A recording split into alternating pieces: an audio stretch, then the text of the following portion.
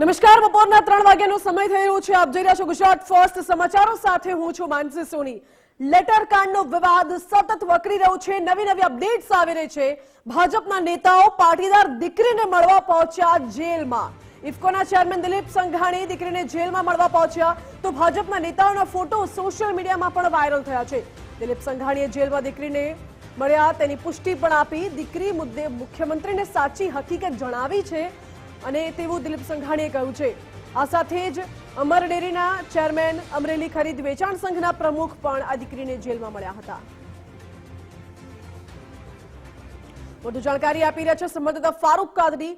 ફારૂક, ભાજપના નેતાઓ દીકરીને જેલમાં મળવા માટે પહોંચ્યા.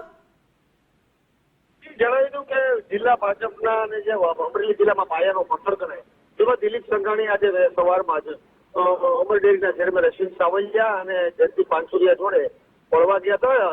જેલ ખાતે સબ જેલ ખાતે જે રીતે યુવતી પીડિત યુવતી છે તેની સાથે વાર્તાલાપ કર્યો હતો અને આ અંગે દિલીપ સંઘાણી સાથે વાત કરતા દિલીપ સંઘાણીએ પણ જણાવ્યું હતું મુખ્યમંત્રીને પણ ગઈકાલે તે મળ્યા હતા. પાટીદારની યુવતીને જે રીતે ફીટ કરી દેવામાં આવી છે તે અંગે રજૂઆત કરવામાં આવી છે. બાદ આ યુવતીને મળી તેને સાંત્વના પાઠવી છે. લગભગ સાંજ સુધીમાં દીકરીનો જેલવાસ પૂર્ણ થાય તેની પણ દિલીપ સંઘાણીએ જણાવ્યું હતું. પરંતુ જયારે આજે પાટીદારના અગ્રણીઓ છે તે તમામ અગ્રણીઓ સાથે ભાજપના નેતા ડોક્ટર ભરત કાનાબાર પણ દિલીપ સંઘાણીને મળવા તેના બેંકે પહોંચ્યા હતા અને પાટીદાર યુવતી જે પ્રાઇવેટ જોબ કરે છે તેને કોઈ કાયમી નોકરી મળે તે અંગે પણ દિલીપ સંઘાણીને પાટીદાર અમરેલીના આગેવાનો છે તેને રજૂઆત કરી હતી. દિલીપ સંઘાણી તેમાં પણ તેને ખાતરી આપી હતી કે પાટીદાર યુવતી જે પીડિત છે તેને કોઈ નોકરી મળે અને તેની આજીવિકા સચવાય તે અંગે ડોક્ટર કાનાબાર સહિતના લોકોને દિલીપ સંઘાણી હૈયાધારણા આપી દીધી.